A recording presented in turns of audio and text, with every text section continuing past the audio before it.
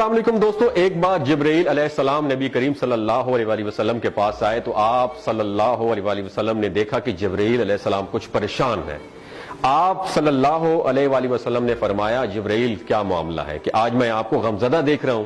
تو جبرائیل علیہ السلام نے عرض کی اے محبوب، کل میں اللہ پاک کے حکم سے جہنم کا نظارہ کر کے آیا ہوں، اس کو دیکھنے سے مجھ پہ غم کے آثار نمودار ہو رہے ہیں۔ نبی کریم صلی اللہ علیہ وسلم نے فرمایا کہ جبرائیل مجھے بھی جہنم کے حالات بتاؤ۔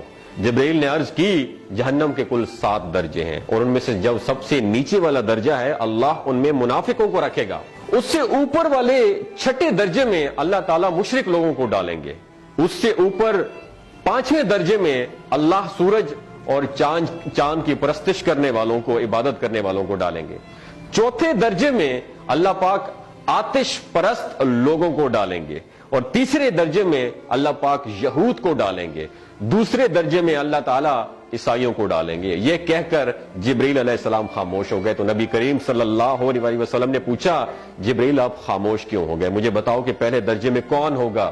جبرائیل علیہ السلام نے عرض کیا کہ اے اللہ کے رسول، پہلے درجے میں اللہ پاک آپ کی امت کے گناہگاروں کو ڈالیں گے۔ جب نبی کریم صلی اللہ علیہ وسلم نے سنا کہ میری امت کو بھی جہنم میں ڈالا جائے گا تو آپ بے حد غمگین ہو گئے اور آپ نے اللہ کے حضور دعائیں کرنا شروع کر دی۔ 3 دن ایسے گزرے کہ اللہ کے محبوب مسجد میں نماز پڑھنے کے لیے تشریف لاتے، نماز پڑھ کر حجرے میں تشریف لے جاتے اور دروازہ بند کر کے اللہ کے حضور رو رو کر دعائیں فرماتے۔ صحابہ حیران تھے کہ نبی کریم صلی اللہ علیہ وآلہ وسلم پر یہ کیفیت کیسے طاری ہوئی ہے، مسجد سے حجرے جاتے ہیں، گھر بھی تشریف لے کر نہیں جا رہے۔ جب 3را دن ہوا تو سیدنا ابو بکر صدیق رضی اللہ تعالیٰ عنہ سے رہا نہیں گیا، وہ دروازے پر آئے اور دستک دی اور سلام کیا، لیکن سلام کا جواب نہیں آیا۔ آپ روتے ہوئے سیدنا عمر رضی اللہ تعالیٰ عنہ کے پاس آئے اور فرمایا کہ میں نے سلام کیا لیکن سلام کا جواب نہیں پایا، لہٰذا آپ جائیں، ہو سکتا ہے آپ کو سلام کا جواب مل جائے۔ آپ گئے تو آپ نے 3 مرتبہ سلام کیا لیکن سلام کا جواب نہ آیا۔ حضرت عمر رضی اللہ تعالیٰ عنہ نے سلمان فارسی کو بھیجا لیکن پھر بھی سلام کا جواب نہیں آیا۔ حضرت سلمان فارسی نے واقعے کا تذکرہ حضرت علی رضی اللہ تعالیٰ عنہ سے فرمایا۔ انہوں نے سوچا کہ جب اتنے عظیم شخصیت کو سلام کا جواب نہیں ملا تو مجھے بھی خود نہیں جانا چاہیے، بلکہ مجھے ان کی نور نظر بیٹی حضرت فاطمہ رضی اللہ تعالیٰ عنہا انہیں اندر بھیجنا چاہیے۔ لہٰذا آپ نے حضرت فاطمہ رضی اللہ تعالیٰ عنہا کو سب احوال بتا دیا۔ آپ حجرے کے دروازے پر آئیں، ابا جان السلام علیکم، بیٹی کی آواز سن کر محبوب کائنات اٹھے، دروازہ کھولا اور سلام کا جواب دیا۔ ابا جان یہ آپ پر کیا کیفیت ہے کہ 3 دن سے آپ یہاں پہ تشریف فرما ہیں؟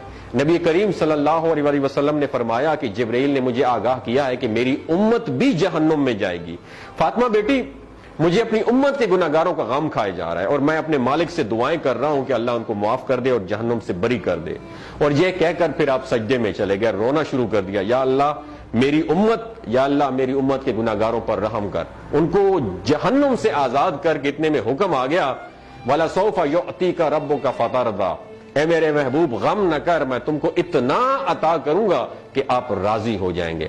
آپ خوشی سے کھل اٹھے اور فرمایا کہ لوگوں، اللہ نے مجھ سے وعدہ کر لیا ہے کہ روز قیامت مجھے میری امت کے معاملے میں خوب راضی کرے گا، اور میں اس وقت تک راضی نہیں ہوں گا جب تک میرا آخری امتی بھی جنت میں نہ چلا جائے۔ بولتے ہوئے آنکھوں سے آنسو آنا شروع ہو جاتے ہیں بندے کے، جب بندہ سوچتا ہے کہ ہمارا نبی صلی اللہ علیہ وسلم اتنا شفیق اور غم محسوس کرنے والا ہے اور بدلے میں ہم نے ان کو کیا دیا۔ آپ کا 1 سیکنڈ اس ویڈیو کو دوسرے لوگوں تک پہنچانے کا سورس ہے۔ میری آپ سے عاجزانہ اپیل ہے کہ لا حاصل اور بے مقصد پوسٹیں ہم شیئر کرتے رہتے ہیں، لیکن آج اپنے نبی کی رحمت کا یہ پہلو کہیں ہم سے مس نہ ہو جائے۔